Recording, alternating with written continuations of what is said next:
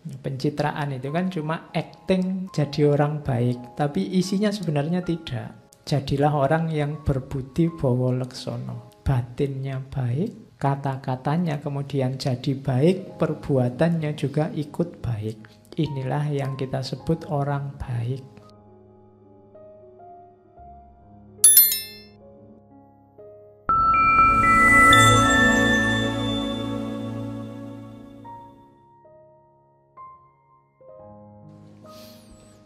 Oke, bismillah. Assalamualaikum warahmatullahi wabarakatuh. Bismillahirrahmanirrahim. Alhamdulillahi rabbil alamin. Wabihi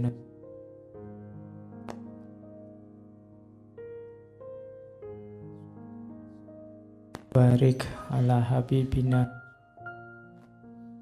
Sayyidina wa maulana Muhammadin wa ala alihi wa ashabihi wa man tabi'ahuda ila yaumiddin. Bismillah, mari kita lanjutkan ngaji kita. Malam ini mulainya agak telat, berarti selesainya harus lebih cepat. Kan gitu, harus balas dendam begitu toh. Oke. Malam hari ini kita lanjutkan ngaji kita di sesi King Philosopher.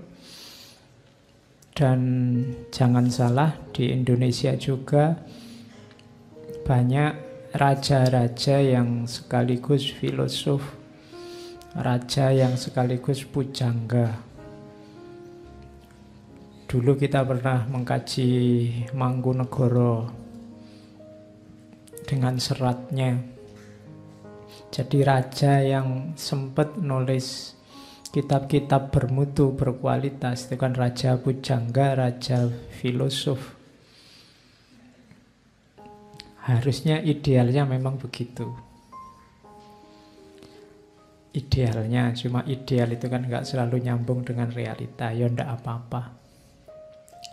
Tapi kita punya juga, tidak cuma Romawi yang punya, tidak cuma Yunani yang punya, tidak cuma India yang punya, kita juga punya. Bahkan beberapa. Atau kalau ingin dibanggakan, ya bahkan mungkin banyak.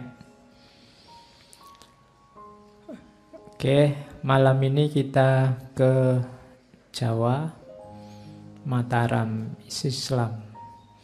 Kita ketemu beliau Sultan Agung, nama yang sangat populer pasti karena beliau kan pahlawan nasional sejak tahun 1975. Sultan Agung ini raja besar yang berhasil mempersatukan Jawa, kecuali nanti Batavia, termasuk beberapa wilayah Sumatera dan Kalimantan. Sultan Agung ini raja ke-3, harusnya 4 sebenarnya. Cuma yang ketiga ini bisa dihitung bisa tidak, kakaknya.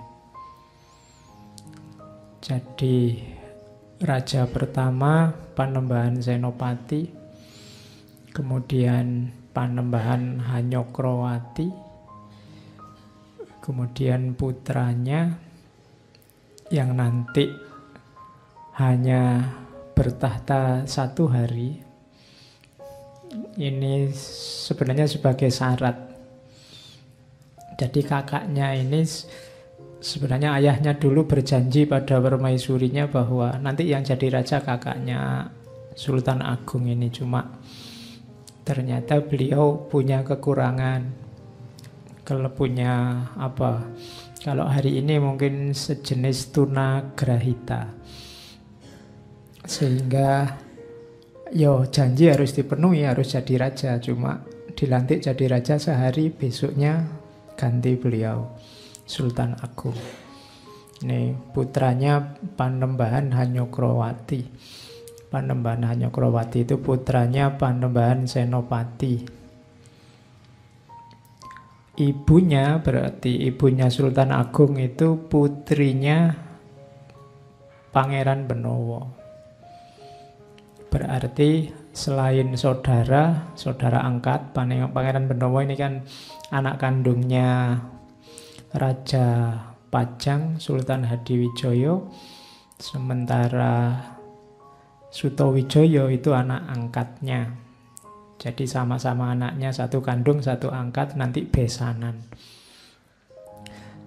Harusnya yang melanjutkan kekuasaannya kekuasaannya Sultan Hadiwijoyo itu Pangeran Benowo. Cuma Pangeran Benowo ini orangnya lembut, tidak suka kekuasaan. Dia banyak kecewa oleh pemerintah, oleh ayahnya sendiri, ceritanya begitu. Termasuk istrinya ayahnya kok banyak, nah dia sayang sama ibunya. Nanti Panembahan Senopati ini ketika mau menggantikan ayahnya diserobot kakak iparnya, namanya Aryo Pangiri. Akhirnya berdua, Sutowijoyo sama Pangeran Benowo kerjasama menaklukkan Aryo Pangiri. Setelah itu Sutowijoyo mendeklarasikan berdirinya Mataram. Pajang juga jalan dengan Pangeran Benowo, tapi Pangeran Benowo cuma sekitar setahun. Kemudian beliau uzlah. Ya, nanti terkenal jadi wali namanya Sunan Paraan. Tempatnya di daerah Kendal, namanya Gunung Kukulan. Ya, yang Kendal coba dicari. Bahkan ada cerita nanti beliau juga mengembara membangun satu pemerintahan yang sekarang dikenal sebagai Pemalang. Itu Pangeran Benowo, malah cerita Pangeran Benowo. Wong Sultan Agung kok. Nah, nanti Pangeran Benowo putrinya itu jadi ibunya Sultan Agung. Kemarin barusan ada filmnya. Sayangnya saya tidak lihat. Yo nunggu file gratisannya aja. Itu kan tabiat kita kan begitu biasanya. Nunggu file gratisannya. Oke, saya tidak tahu yang di film itu diceritakan apa. Saya ngertinya dari buku-buku sejarah saja. Oke, ini sultan paling besar diangkat jadi sultan usia 20 tahun. Bayangkan 20 tahun kalian masih nongkrong di kafe-kafe, di angkringan, beliau sudah jadi raja. Dengan tanggung jawab yang sangat besar, tapi sukses. Oke, kita mulai ya ngaji kita, karena waktunya sudah agak telat. Gelarnya ini banyak ya, panjang-panjang. Tapi setiap gelar itu punya maknanya sendiri. Di awal-awal beliau dikenal Panembahan Hanyokrokusumo atau Prabu Pandeta Hanyokrokusumo. Kalau ayahnya kan tadi Hanyokroowati, beliau ini Hanyokrokusumo. Istilah Hanyokro itu dari kata dasar cokro. Cokro itu kalau dalam bahasa Sanskerta itu simbol dari alam semesta. Jadi Hanyokrokusumo itu seakan mengalam semesta. Itu nanti maknanya setara seperti Hamengkubuwono. Termasuk juga Mangkurat, Amangkurat. Amangkurat itu memangkurat itu alam semesta, memangku alam semesta. Sama kayak Hamengkubuwono. Sama kayak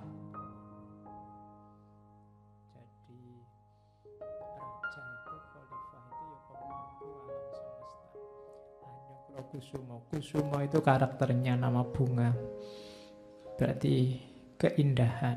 Makanya nanti ada misinya adalah memayu hayuning bawono. Jadi membuat dunia yang sudah indah ini jadi semakin indah. Itu tugasnya raja.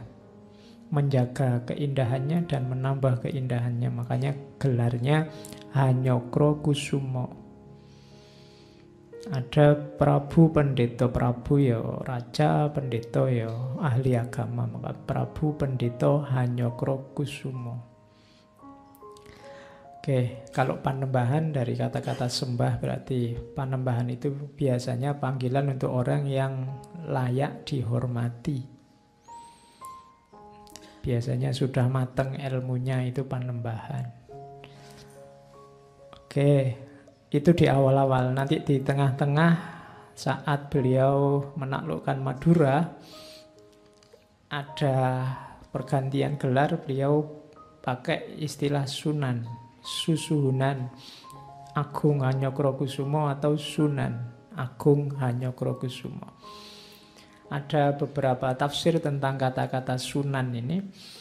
Sunan itu kependekan dari Susuhunan. Ada tafsir pertama itu dari kata dasar susuh. Susuh itu rumahnya burung. Rumahnya burung itu kan makomnya tinggi, ada di atas. Ya, berarti ini levelnya sangat tinggi. Ada yang bilang ini dari kata sebenarnya bukan Sunan tapi dari kata-kata suwun. Jadi suwun itu Jawa itu kan kalau terima kasih pakai bilang matur suwun. Matur suwun itu terima kasih. Suwun itu sama, kata suwun itu kan junjung di kepala, itu kan namanya nyuwun. Jadi nyuwun itu minta kan kalau Jawa nyuwun. Maksudnya nyuwun itu orang yang kamu minta itu kamu hormati, kamu junjung di kepalamu. Ya, jadi bahasanya lidahnya jadi susuhunan, sebenarnya itu susuwunan. Jadi orang yang kamu tinggikan di atasmu. Itu tafsir kedua dari kata-kata suwun. Ada lagi dari susuhunan. Susuhunan itu susunan. Susunan tangan yang berjalin untuk menghormati, untuk menyembah. Jadi orang yang layak disujudi, layak untuk dihormati, disembah. Disingkat jadi Sunan. Oke, makanya wali-wali itu di Jawa disebut Sunan. Kalau di Arab Sunan itu tidak ada. Sunan itu jamaknya sunnah. Beda maksudnya sama di Jawa. Ya meskipun nanti ada juga yang menafsirkan Sunan itu berarti orangnya banyak menjalankan sunnah. Ya wis ora apa-apa lah, yang penting tafsirnya apik. Ya. Wong yo arahnya sama. Jadi Susununan Agung Hanyokro Kusumo. Nanti belakangan pakai Sultan, ndak lagi Sunan. Ini dipakai setelah beliau mendapatkan gelar dari Khodimul Haromain zaman itu, dari Mekah. Nah, maka gelarnya jadi lengkap, Sultan Agung Senopati Ngengalogo Abdurrahman, atau Sultan Abdullah Muhammad Maulana Mataram. Nah, ini diperoleh dari penguasa Arab atau Mekah. Namanya macam-macam, gelarnya macam-macam. Ya kalian bolehlah merancang gelar untuk dirimu sendiri biar kamu semangat. Ya, nggak apa-apa lah. Entah kamu pakai gelar apa, mahasiswa apa gitu, nggak apa-apa untuk gelar. Sopo ngerti tambah semangat, ya kan? Oke, remaja, mahasiswa, remaja, dambaan masa depan, nggak apa-apa. Oke, kalau sekarang gelar itu kan bangsane PhD, bangsane MA, bangsane gitu-gitu. Kalau dulu gelarnya ini, kalau di Arab ada gelar Syekhul Islam, ada Ghazali itu Hujjatul Islam. Ya kamu mungkin bisa lah, Bejatul Islam. Ya orang Islam bejat ya. Oke, jadi itu gelarnya. Jadi gelar ini kenapa sih kok gonta-ganti? Kenapa luar biasa? Ya karena memang pamornya negara itu ada di rajanya. Raja tidak boleh minder. Kalau jadi raja, raja mungkin agak beda dengan presiden hari ini ya. Kalau di model monarki, raja itu puncaknya. Tidak boleh kok jadi sultan kok minder, apalagi wah saya ini sufi jadi jangan menonjolkan diri. Pokoknya saya ini raja biasa saja, itu tidak ada. Karena ini menyangkut kebanggaan marwah kerajaan. Jadi memang ya harus besar karena tanggung jawabnya besar. Makanya gelarnya yang awal Panembahan Senopati itu pakai istilah Panembahan. Karena di Jawa kalau sudah Panembahan itu sudah mantep. Ilmunya mateng, dituakan. Terus apalagi terus jadi sunan, apalagi sultan. Jadi diawali dari sini nanti mulailah dibangun kebesaran Mataram. Karakternya ini, saya pakai istilah yang asli dipakai di Jawa. Kalau kemarin kan karakter-karakter raja-raja itu. Ini istilah yang Jawa pasti pernah atau sering dengar, paling tidak di pelajaran bahasa daerah.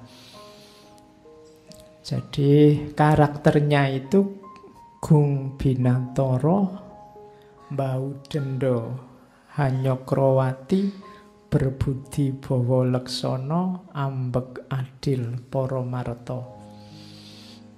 Ya nanti kalau kamu punya anak 4, nomor 1 kasih nama Gung Binantoro, nomor 2 pakai, itu kan banyak dipakai nyawa orang kalau di Jawa. Gung Binantoro itu, Gung itu ya agung, Binantoro itu dari kata dasar Batoro. Batoro itu dewa-dewa. Jadi Gung Binantoro itu kekuasaannya laksana dewa-dewa. Jadi carilah raja yang agung.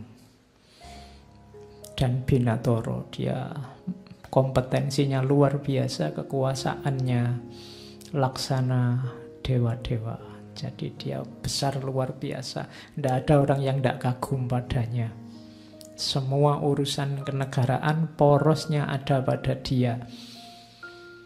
Itulah nanti kalau teman-teman baca sejarah hubungan antara para ulama dan umarok sepanjang sejarah Islam, itu kebanyakan yang diserang, yang dinasehati itu rajanya, khalifahnya, sultannya. Sufi itu kalau sedang marah-marah ke istana ketemu sultannya dinasehati.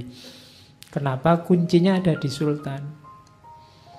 Tidak di undang-undangnya, tidak di pemerintahnya, wakil-wakilnya, tidak, sultannya. Kuncinya ada di sultannya. Makanya itu karakter pertama sultan ini harus hebat, Gung Binantoro. Yang kedua, Baudendo Nyokrowati.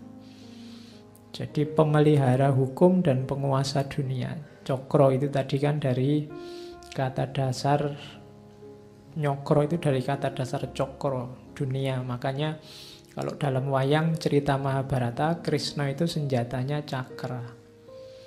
Berarti dia memang penguasa alam semesta dalam tradisi Hindu. Kok dewa penguasa alam butuh senjata, yaitu membacanya simbolik. Tidak dibaca letter luck. Dan kemampuan membaca simbol ini hari ini mulai banyak luntur. Kalian susah untuk memahami simbol-simbol apalagi agama. Karena kita terlatih mendayagunakan hanya akal sama panca indera. Alat kita yang lain tidak terlatih, tidak terasah. Maka membaca isyarat, membaca simbol itu tidak bisa. Kalau kalian masuk ke dunia mistik, masuk ke dunia tasawuf, itu banyak sekali isyarat-isyarat. Isyarat itu tidak bisa kalian terjemahkan apa adanya. Membacanya harus kebalik itu. Dibalik yang kelihatan. Itu kalau kalian hanya pakai akalmu, tidak akan ketemu. Kayak kemarin ada Maulud Nabi, terus ada yang bilang, ini waktu kita asrokolan, waktu kita berdiri, marhabanan itu Nabi datang. Terus ada yang bantah, mana bisa, Nabi sudah meninggal. Ya memahaminya ndak kok, terus Nabi tiba-tiba datang, Assalamualaikum, Waalaikumsalam, Nabi gimana ya? Ya ndak begitu memahaminya. Kita agak susah membaca hal-hal yang agak abstrak gini karena kita terlatih materi. Akal sama panca indera itu kan jangkauannya hanya level materi. Di balik itu tidak bisa. Maka untuk hal-hal yang kalau bahasa filsafatnya metafisik, ke panca indera tidak laku. Kalau kalian nuntut bukti materinya mana, ya tidak ada. Wong itu bukan hal yang materi. Maka TV-TV kalau ke kuburan kok bawa kamera, itu kontradiksi secara logika. Kamera itu menangkap barang materi yang bisa diakses oleh kamera yang ada cahayanya. Sementara yang dikejar itu barang non-materi, barang gaib. Wong barang gaib dikejar pakai alat yang bisa menangkap yang materi, tidak nyambung. Tapi kamu suka. Ya kan, kamu kan seneng kalau ke kuburan terus ada cahaya lewat. Wah, ini hantunya. Ada putih-putih lewat. Wah, ini hantunya. Kamu senengnya luar biasa kalau ada hantu tertangkap kamera. Coba aja gambar-gambar gitu kan laku luar biasa. Padahal harusnya kamu heran dan bertanya, lah kok bisa wong itu barang gaib? Harusnya kamu lebih percaya kalau ndak kelihatan. Di sini ada hantunya loh, mana ndak kelihatan wong gaib kok. Itu justru lebih logis wong itu memang bukan barang fisik. Tapi kamu percayanya kan percaya sama yang ada barangnya. Ada buktinya. Kamu kalau terasa wah ini kok agak dingin ya, pasti ada apa-apanya kan, terus kamu gitu. Nunggu bukti fisiknya. Kalau tidak ada bukti fiksinya ya tidak. Itu kan setiap kali ada berita terus kamu nuntut no picture hoax kan ono. Kalau nggak ada gambarnya aku tidak percaya. Loh ya banyak hal yang tidak sempat difoto, tidak sempat di kamera. Kalau ada kecelakaan misalnya, kamu mana gambarnya, tidak ada. Yo aku tidak sempat moto, ya tak tulungi yang kecelakaan. Tapi kan kamu tidak percaya kalau tidak ada gambarnya. Itu cara berpikir materialistik. Kamu ngeritik barat tapi gaya pikirmu gaya barat. Hanya percaya kalau ada materinya. Oke, nanti banyak logika-logika batin, logika rohani termasuk yang dikembangkan nanti oleh Sultan Agung. Modelnya model tidak lagi positivistik, tidak lagi gaya barat. Mbah Udendo Nyokrovati, pemelihara hukum dan penguasa dunia. Yang ketiga, Berbudi Bawa Leksono. Ada orang yang namanya Berbudi Bawa Leksono. Berbudi Bawa Leksono itu meluap budi luhurnya selaras kata dan perbuatan. Bawa itu kata-kata, Leksono itu nanti diserap dalam bahasa Indonesia di pelaksanaan, maksudnya perbuatan. Budinya baik, kemudian melimpah keluar sehingga kata-katanya juga baik, perbuatannya juga baik. Jadilah orang yang berbudi bawa leksono. Batinnya baik, kata-katanya kemudian jadi baik, perbuatannya juga ikut baik. Inilah yang kita sebut orang baik. Apa ada Pak budinya baik tapi kata-katanya tidak baik? Ada. Orang yang masih belajar, masih hanya tahu, belum sadar. Apa ada Pak orang yang kata-katanya baik, tindakannya baik tapi budinya tidak baik? Ada. Kita menyebutnya pencitraan. Pencitraan itu kan cuma acting jadi orang baik, tapi isinya sebenarnya tidak. Sama kayak kamu acting jadi anak soleh, padahal sebenarnya tidak. Kalau dilihat banyak orang kayak alim-alim, mau kemana-mana nggak tasbih, nggak.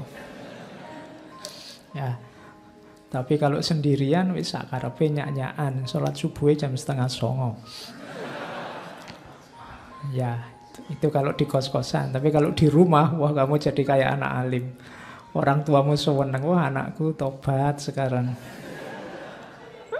Padahal itu pencitraan. Nah itu ndak berbudi bawa leksono. Berbudi, jadi raja itu harus berbudi bawa leksono. Ndak boleh hanya bawa leksononya saja baik, budinya ndak. Itu tadi pencitraan atau sebaliknya. Budinya sebenarnya baik tapi ndak wujud keluar. Itu kayak kalian ngomong, saya itu sebenarnya jujur kok Pak, tapi tiap hari bohong. Saya itu aslinya rajin kok Pak, cuma banyak alangan aja, ya sama aja. Itu aslinya kamu males. Nah, itu berbudi bawa leksono. Yang keempat, ambek adil poromarto. Menegakkan keadilan tanpa pandang bulu. Itu wajib. Pemimpin raja itu harus ambek adil poromarto. Inilah karakter.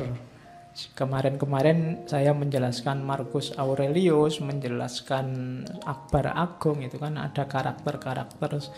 Kalau Jawa punya tipikal karakternya sendiri. Jadi raja itu dituntut harus ini. Jadi ini kompetensinya.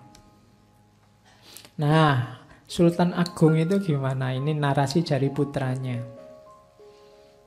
Narasi dari keturunannya. Dari Mangkunegoro. Jadi kompetensinya Trah Mataram itu, termasuk Sultan Agung itu saya potongkan salah satu bait. Jadi pertama langsung terjemahannya ya, nanti kalau pakai bahasa Jawanya telingamu pusing. Jadi orang agung itu harus punya beberapa kompetensi dasar, kemampuan dasar. Jika tidak, dia akan jadi kesatria yang nista dan mengecewakan. Jadi para kesatria yang nanti ngurusi negara harus punya kualifikasi ini. Kalau tidak, negara ini rusak. Dia akan nista. Tidak perlu dinistakan orang, akan nista sendiri. Jadi sebenarnya penistaan itu tidak perlu. Kalau orangnya nista, dia akan nista-nista sendiri. Kamu tidak perlu capek-capek menistakan orang. Nggak perlu capek-capek menjelek-jelekan orang. Orang itu kalau jelek ya akan kelihatan sendiri tanpa perlu dijelek-jelekan. Nah, kesatria yang bagus itu apa? Yang pertama, dia harus gemar menuntut ilmu. Saya sering bilang manusia itu terbatas. Manusia itu luar biasa sebenarnya, tapi oleh Allah keluar biasaannya dalam wujud potensi yang harus kamu aktualkan. Mengaktualkannya lewat apa? Lewat ilmu. Maka semakin luas ilmunya, semakin akan kelihatan potensinya, kelihatan kemampuannya. Maka dia harus suka menuntut ilmu. Orang yang tidak gemar menuntut ilmu, kemampuannya akan terbatas. Potensinya tidak akan keluar semua. Apalagi raja. Raja harus senang menuntut ilmu. Gemar menuntut ilmu. Ya menuntut itu maksudnya mencari, bukan kok menuntut mau disidangkan. Nanti kamu tanya, salahnya apa Pak ilmu kok dituntut terus? Nah, maksudnya menuntut itu ya nyari. Cari sebanyak mungkin ilmu. Tambah terus. Imam Syafi'i kan bilang kalau lewat waktuku dan tidak bertambah ilmuku maka celakalah aku. Jadi hari ini waktumu sudah mau lewat, sebentar lagi kamu tidur, sudah tambah ilmu belum? Nah, itu kan kamu harus refleksi sendiri. Setiap kali mau tidur, di antara wiridmu tanyakanlah, kamu sudah nambah ilmu apa hari ini? Yang manfaat untuk hidupmu, nambah kualitas dirimu. Jadi harus gemar menuntut ilmu. Gemar itu berarti suka, bukan terpaksa. Kenapa kamu selama ini berat membaca, berat belajar? Mungkin karena terpaksa, atau kamu memaksa dirimu. Tapi ya ndak apa-apa. Kalau orang Jawa bilang, tresno itu jalaran saka kulino. Lama-lama pasti suka. Kamu akrabi terus lama-lama pasti suka. Kamu ngincer siapa di sini, diakrabi aja. Suwi-suwi mesti ya nyambung-nyambung. Nah, itu gemar nuntut ilmu. Yang kedua, mampu ngaji. Ngaji ya, bukan cuma ngaji filsafat. Semua jenis ngaji termasuk ngaji Al-Quran. Kenapa istilahnya ngaji, termasuk ngaji filsafat ini pakai istilah ngaji? Saya pernah menjelaskan bahwa ngaji itu dari kata dasar aji. Aji itu maksudnya kemuliaan. Ngaji berarti menuju kemuliaan. Meningkatkan kualitas diri sehingga kamu dengan ilmu mau kamu semakin mulia, semakin mulia. Maka ngaji tidak ekuivalen dengan belajar. Belajar itu ingin tahu sehingga terus jadi tahu. Tapi kalau ngaji, yang kamu ketahui harus berefek terhadap hidupmu sehingga nilai dirimu semakin meningkat, kamu jadi lebih mulia. Itu ngaji. Mungkin kamu banyak ikut forum, tapi forumnya tidak bernilai ngaji. Mungkin kamu hanya dapat informasi dan tidak berefek apa-apa terhadap hidupmu. Itu bukan ngaji. Ngaji itu harus ada efek. Kemuliaan dirimu semakin bertambah. Dengan kualitas ilmu yang bertambah, kualitas dirimu juga semakin bertambah. Maka sering-seringlah ngaji. Oke, itu kenapa istilahnya ngaji filsafat. Cuma dulu waktu pakai istilah ngaji filsafat, jane yo ngawur. Tapi lama-lama, oh iya ya ternyata pas juga ngono. Ya ndak apa-apa ya ketemu neng guru lo, skenarionya Allah kan memang gitu bang. Hidup kita itu sering yo pas-pasan gitu kan. Jadi oh iya ya ternyata pas juga. Dulu kamu mungkin kuliah, kok aku kuliah filsafat ya buat apa? Akhirnya oh iya ya pas, untung aku dulu kuliah filsafat. Mungkin jadi gitu. Padahal dulu nggak sengaja pilihan kesekian, nah, sini nggak diterima, sana nggak diterima, ya gimana lagi? Nyari yang mesti diterima lah, yang nggak ada peminatnya kan gitu. Oke. Kemudian kalau itu urusan belajar, mampu membaca. Kalau ini Islami ya Iqra. Membaca yang tertulis maupun yang tidak tertulis, ayat-ayat qauliyah maupun ayat-ayat kauniyah. Pinter baca, terus pinter nulis, pasti ngarang. Makanya raja-raja dulu itu warisan tulisannya juga banyak. Kok sempet ya Pak? Sempet. Pasti bisa. Waktumu itu sebenarnya banyak.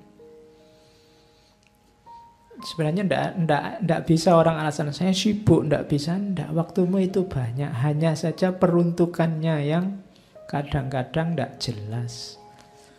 Ndak sempat Pak saya nulis, ndak sempat Pak saya baca. Saya sibuk sekali Pak.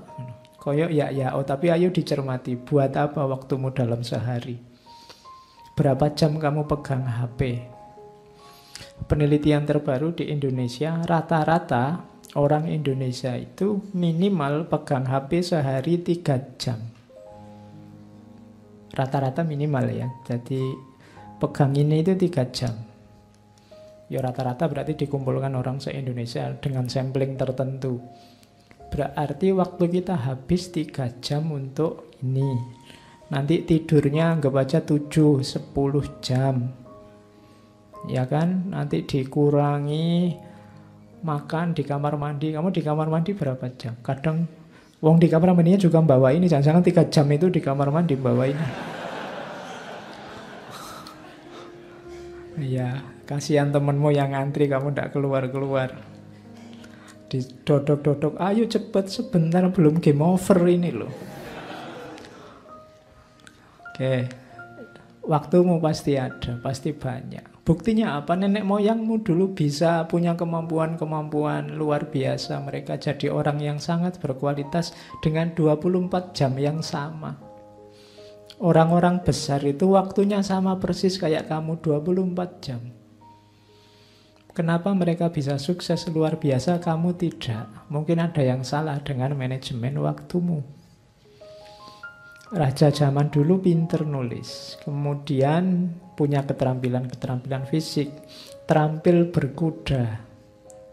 Nah, ternyata penting juga ya. Cuma kalau hari ini mungkin kendaraan itu tidak cuma kuda. Motor, mobil, macam-macam wis, kamu harus bisalah itu. Karena di antara kemudahan hidup itu kan alat transportasi. Kemudian mampu menari, olah tubuh, ya sekarang menari bisa kamu ganti olahraga. Jadi punya aktivitas fisik, punya keterampilan fisik. Kemudian seni. Mampu menghayati lagu. Ya untungnya menghayati lagu ya. Kalau mampu menyanyi nanti kamu susah lagi. Ya iya kamu bisa nyanyi kan, tapi lebih baik kan jangan. Oke, kasihan yang mendengarkan. Jadi ya manusia raja itu harus punya rasa estetik, antara lain penghayatan lagu. Karena urusan rasa. Di waktu kita ngomong sesi estetik, puncaknya ilmu itu kan nanti ada di estetika. Kapan-kapan kita ngomong lagi per sesi tentang estetika. Kemudian bahasa Jawa kuno ini sama ya, bahasa itu penting. Kalau zaman dulu ya hikmah itu ada di bahasa Jawa kuno. Mungkin hari ini di bahasa Inggris juga, bahasa Arab juga. Yang penting kamu menguasai bahasa dan narasi-narasi besarnya. Kemudian menguasai ilmu dan siasat perang itu pasti. Kalau sekarang perang itu kan macam-macam. Kalau dulu perang fisik, tata gelar. Kalau sekarang itu ya bisa macam-macam. Bisa perang ilmu, negosiasi, diplomasi antar negara itu harus dikuasai. Kemudian tanggap terhadap dinamika zaman, tanggap ing sasmita, mengerti sopan santun, adat dan budaya masyarakat. Itu pasti. Pemimpin satu negara, satu wilayah harus ada di bagian paling mulia dari sopan santun, adat, dan budaya masyarakatnya. Tidak boleh diwakilkan. Tidak boleh alasan, saya kan orang biasa, kadang-kadang salah juga. Tidak. Dia harus ada di bagian paling baik, bahwa kadang-kadang kejeblos iya, tapi dia harus mengusahakan dirinya selalu di ranah dan level yang terbaik. Berusaha ke sana. Nah, kompetensi inilah yang layak disebut wong agung. Orang besar, orang mulia. Oke, ya kalau diomongkan sini gampang, kalau dijalani berat itu. Lakunya seorang raja. Terus Sultan Agung punya beberapa, sebelum kita ngomong gagasan-gagasan filosofisnya, kebijakan ekonomi politik yang terkenal. Yang pertama, Sultan Agung sangat sadar bahwa masyarakat kita itu agraris. Sehingga punya visi meningkatkan pertanian dan kehidupan para petani. Mendistribusi tanah, membentuk forum komunikasi petani, memperbaiki irigasi, intensifikasi tanaman padi, dan macam-macam itu. Jadi dunia pertanian jadi fokus pembangunannya. Kenapa? Ya kita itu agraris. Di pedalaman kan Mataram itu beda nanti kalau Demak di pesisir. Pedalaman itu hidupnya petani. Mungkin kalian yang hadir hari ini kan rata-rata juga anaknya petani. Meskipun saya tidak yakin kalian ngerti cara-cara bertani. Saya tidak tahu kira-kira 10-20 tahun yang akan datang generasi kalian ini bisa tidak melanjutkan bapak ibumu bertani. Cita-cita petani kan jarang. Kalau tak tanya satu-satu mau jadi apa, itu mungkin tidak ada yang petani pak, itu tidak ada. Tidak tahu rasanya kok sekarang petani kayak pekerjaan level bawah, padahal itu nyawa kita. Dunia pertanian. Bahkan yang sarjana pertanian pun cita-citanya PNS sekarang. Jadi bukan bertani. Itu padahal ini nyawa kita. Harusnya banyak nanti sarjana pertanian pulang ke desa melakukan modifikasi-modifikasi dunia pertanian sehingga kemampuan kita untuk menghidupi diri sendiri semakin meningkat. Karena nyawanya di situ. Zaman dulu ceritanya kayak Majapahit itu bisa menjelajah kemana-mana. Mereka bisa mengelola teknologi pangannya secara luar biasa. Bisa bikin ekstrak-ekstrak makanan yang bisa dibawa selama berbulan-bulan. Padahal zaman itu mungkin belum ada Indomie, belum ada. Kalau ada Indomie kan gampang, mau perang ke daerah mana bawa Indomie yang banyak nanti untuk pasukannya. Zaman dulu kan belum ada. Tapi yo bisa jalan. Mereka punya teknologi yang mungkin lebih bagus dari kita. Dan kabarnya zaman itu makanan itu tidak cuma nasi, mereka bisa mengolah macam-macam. Kita sebenarnya kaya dengan variasi makanan, cuma tidak tahu kok generasi kita ini mengharuskan nasi 3 kali sehari makan, dan makan itu definisinya nasi. Kalau belum nasi belum makan. Mbok kamu sudah makan donat, roti, ketelo, jagung, belum makan. Yang penting makan itu ya nasi. Jadi 3 kali sehari dan nasi. Itu yang sering membuat kesehatan kita terganggu. Karena makanannya tidak variatif. Nenek moyang kita jauh lebih arif. Membaca lingkungan, membaca realitasnya. Kita yang mungkin kehilangan kearifan-kearifan semacam itu. Kenapa begitu? Karena kita berpikirnya, saya bilang tadi, hanya rasional dan empiris, gaya barat. Kiblat kita ke barat. Kita kehilangan kearifan-kearifan lokal. Oke, yang pertama pertanian, yang kedua keuangan. Sama, ngopeni pajak, ngopeni upeti, ngopeni kas kerajaan, itu pasti. Jadi nyawanya kehidupan di satu negara, satu kerajaan itu yang pertama kemampuannya menghidupi diri sendiri, pertanian misalnya, dan kemampuannya mengelola kekayaannya. Kemudian politik. Ya, ada politik ekspansi. Ini mungkin jangan disalahkan kok dulu saling menyerang, ya. Logikanya dulu memang begitu. Besarnya kerajaan itu antara lain dilihat dari luasnya daerah kekuasaan. Makanya terjadi perang demi perang, menyerang ke sana kemari, meluaskan wilayah kerajaannya. Dan Mataram zaman itu menguasai hampir seluruh Jawa. Yang terakhir belum itu Surabaya sama Banten. Meskipun nanti akhirnya Surabaya dikalahkan, gubernurnya menyerah, dan penaklukan Surabaya itu agak ngeri zaman itu. Surabaya dikepung, Kalimas dibendung, sehingga airnya nggak bisa masuk, dan rakyatnya agak kelaparan, terus bupatinya menyerah. Anaknya nanti diasingkan, bukan diasingkan, di penjara kota, ditaruh di Ampel. Namanya, kita kenalnya namanya Pangeran Pekik. Pekik itu mungkin bahasa Jawa, dari bahasa Arab fakih. Ya, kenali jadi Pangeran Pekik. Jadi Diano itu Pekih, orang Jawa kan ndak iso ngomong F Fatihah, ya jadi ojo disalahke, sejak dulu memang gitu. Itu memang lidahnya oleh Allah dibikin begitu. Sama kayak orang Mesir ngomong jim jadi gim. Masanya Jamal jadi Gamal. Unta itu ya jadi Gamel. Jangan disalahkan orang Mesirnya, lidahnya memang begitu.